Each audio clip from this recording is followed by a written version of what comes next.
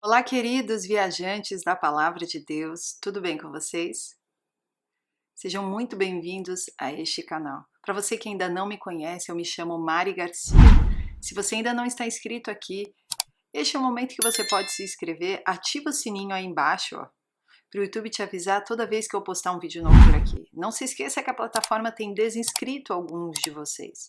Eu não sei porquê, mas na dúvida, confere todos os dias vídeos às 8 da manhã e às 18 horas. Nós temos também o segundo canal, Bíblia Falada. Escreve aqui para mim se você já está inscrito lá. Eu quero saber se você já tem acompanhado a Bíblia Falada comigo. O link está na descrição, é só você clicar que vai ser levado diretamente para lá. Da mesma forma, as minhas redes sociais, Instagram, Facebook e o Telegram, eu vou deixar o link aqui na descrição para você que quer me acompanhar mais de perto. Vai ser um prazer ter você comigo lá.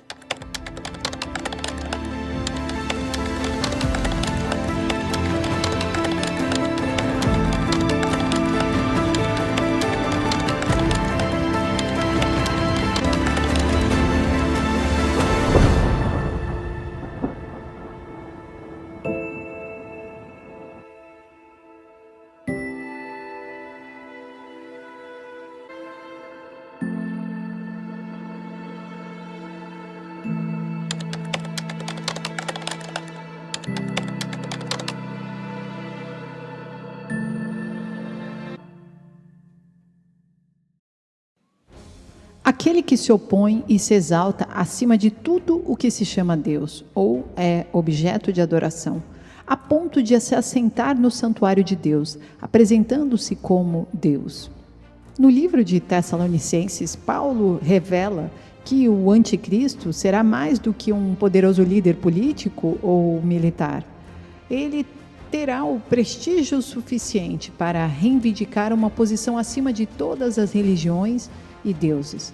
Afirmará ser o próprio Deus e fará seus pronunciamentos blasfemos do local onde ele chamará de o seu santuário. Quando olhamos para a história, há 160 anos antes do nascimento de Jesus, Israel foi invadido pelos Seleucidas, gregos, sob a liderança do Antíoco Epifânio. Ele era chamado de o Louco, e seu nome significava Deus Manifesto. Depois de ter invadido Israel e conquistado Jerusalém, ele proibiu a leitura da Torá, pronunciando novas leis e costumes ao povo judeu. Além disso, ele matou todos os que se opuseram a ele, incluindo aqueles pegos com uma cópia da Torá. Ele introduziu a prostituição e muitos líderes judeus acabaram seguindo a sua agenda. Dentre todos os atos que ele realizou de maldade, o último ato que ele cometeu para ofender a nação judaica foi matar um porco no altar do sacrifício, instalando uma imagem de Zeus no templo. No futuro, ele foi derrotado pelos Macabeus e expulso de Israel, e o templo em Jerusalém foi reconsagrado a Deus. Porém, séculos antes desses eventos acontecerem, o profeta Daniel falou sobre Antíoco Epifânio. Daniel 9:27, esse governante, pois, com sagacidade firmará com muitos um pacto que durará uma semana, mas na metade da semana ele ordenará o fim do sacrifício e das ofertas de manjares, e em uma das alas principais do templo será colocado o sacrilégio terrível, a grande abominação, até a consumação, o fim que já está decretado, para alcançar e exterminar o assolador. Também em Daniel 11:31, o seu poderio militar se levantará ferozmente a fim de profanar a fortaleza e o templo. Acabará com o culto do holocausto diário e instalará no templo a abominação, o sacrilégio terrível. O próprio Senhor Jesus também falou sobre esta abominação que ocorreu no templo judaico, no tempo de Antíoco Epifânio. Ele disse que aconteceria novamente no futuro.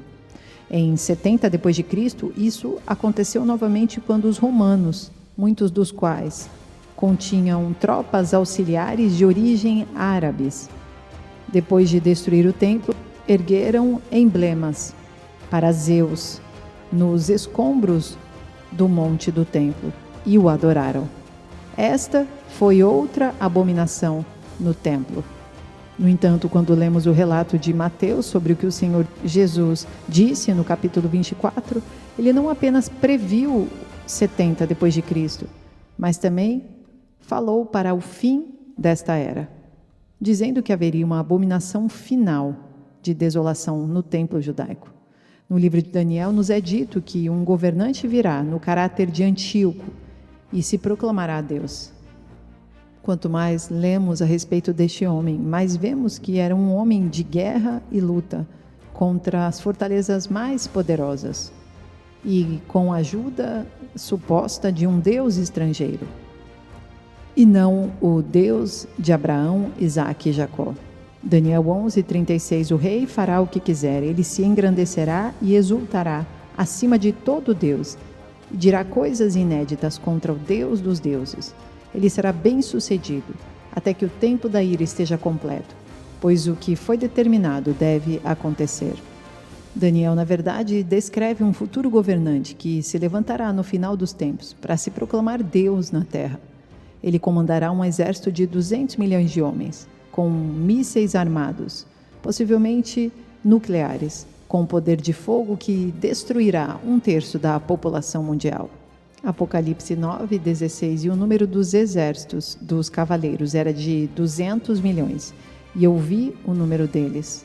E então eu vi os cavalos na visão, e os que estavam sentados neles tinham couraças de fogo, de jacinto e de enxofre, e as cabeças dos cavalos eram como as cabeças dos leões, e de suas bocas saíam fogo e fumaça e enxofre. Mesmo que existam especulações em Jerusalém para que o terceiro templo esteja sendo construído, isso, na visão judaica, representaria coisas boas. Porém, para nós que já entendemos que o terceiro templo não será algo físico especificamente, este templo desejado pelos judeus, ele pode ser apenas o local onde o anticristo pode aparecer para que esteja frustrando os judeus e, desta forma, auxiliando para que eles, decepcionados com o Messias que eles tanto aguardavam, não ser o verdadeiro Messias, se convertam ao verdadeiro Messias Jesus, Yeshua HaMashiach. Porém, o templo espiritual é o que realmente conta para Deus. E Ele habita pelo seu Espírito em cada um dos crentes individualmente, daqueles que dão as suas vidas para Cristo Jesus e vivem buscando santidade, em espírito e em verdade. Esses são aqueles que o Pai procura para adorá-lo. Atos 7:48. Todavia, o Altíssimo não habita em casas feitas por mãos humanas. Como revela o profeta, o céu é o meu trono e a terra o estrado dos meus pés. Que espécie de casa podereis me construir, diz o Senhor? Ou ainda, onde seria o lugar do meu repouso? Ora, não foram as minhas mãos que criaram todas estas coisas? O corpo do Messias, o templo espiritual em que o Senhor Jesus hoje habita por meio do Espírito Santo, são alvo do espírito do anticristo hoje.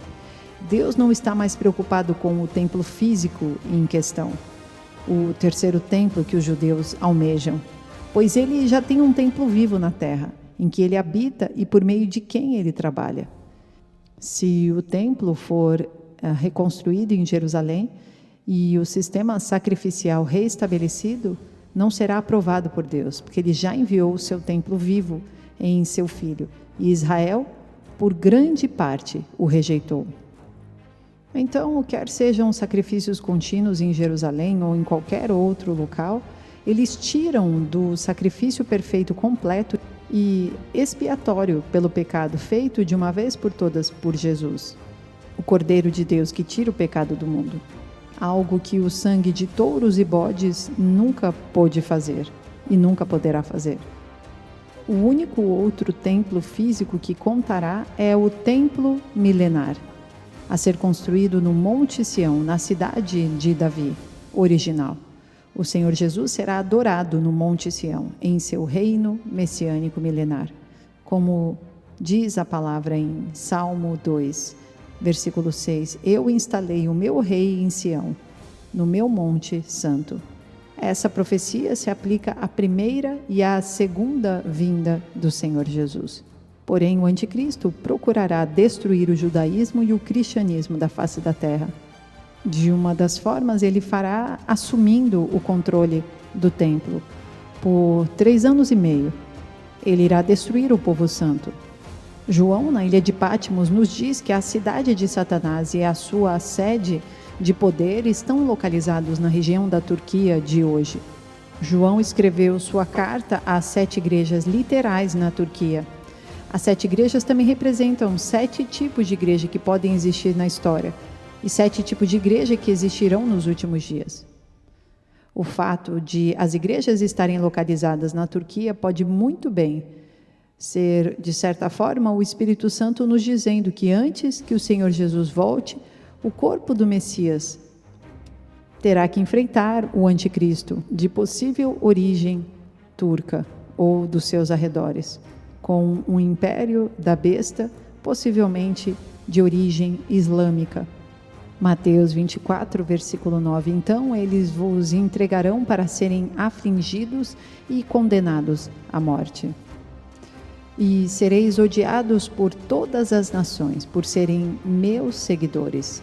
Nessa época, muitos ficarão escandalizados, trairão uns aos outros e se odiarão mutuamente.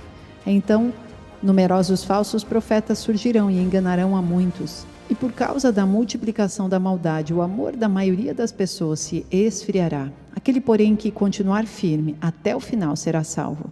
E este evangelho do reino será pregado em todo o mundo habitado, como testemunho a todas as nações, e então chegará o fim. Hoje, nós, como templos do Espírito Santo de Deus, temos total responsabilidade em buscar o Senhor, trazer a presença plena dentro deste templo, porque é assim que Deus atua diante da sociedade e atuará em todo o tempo do fim. E quando houverem as perseguições e o anticristo estiver na terra fazendo o que ele deve fazer, pois a Bíblia já nos alertou sobre isso, nós seremos renovados no nosso espírito, nós receberemos a chuva seródia. E este renovar, descrito pelo profeta Joel e Atos 2, fará de nós testemunhos de Cristo, permanecendo fiéis à palavra do Senhor. Porém, todos aqueles que se permitirem deixar levar, o anticristo se assentará dentro do seu templo. Então, aqui nós mencionamos a marca da besta.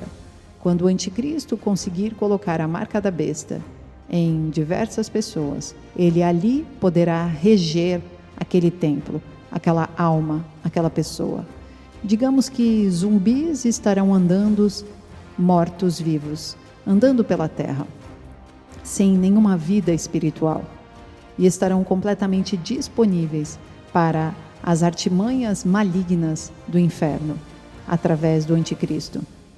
Então, se você não tem o Espírito Santo de Deus, você deve buscá-lo. Se você ainda não aceitou Jesus, hoje é tempo de clamar, pedir arrependimento dos seus pecados e clamar para que o sangue de Jesus esteja caindo sobre a sua cabeça. Caso você não queira, entenda uma coisa: vazio este templo não ficará. Ou o anticristo se assentará nele, ou você dará o poderio para o Espírito Santo de Deus. Portanto, eu tenho certeza que você escolherá que Deus habite neste templo do Espírito Santo. Oremos. Senhor Jesus, obrigada por esta palavra. Ajuda-nos nesta caminhada. Nós declaramos que o templo que nós carregamos é tua propriedade, Senhor. Por isso, vem habitar em nossos corações. Faça morada, Senhor. E sê conosco, Pai, nos trazendo coragem, nos trazendo fé, renovando as nossas forças, fazendo com que a cada dia nós possamos ser testemunhos vivos de Cristo Jesus nessa terra. Retira o mal, Pai, de todo o coração que está desviado, de todo o coração que está se voltando para as coisas mundanas de Satanás. E não permita, Pai, que esse sistema maligno do anticristo esteja penetrando em nenhum de nós. Pelo contrário, que possamos viver dependentes de Ti, todos os dias de nossas vidas. No nome de Jesus. É o que te pedimos e já te agradecemos, pois cremos que o Senhor será conosco em todo o tempo. É isso, queridos. Permaneçam na fé, fiéis ao Senhor, todos os dias de sua vida. Em nome de Jesus.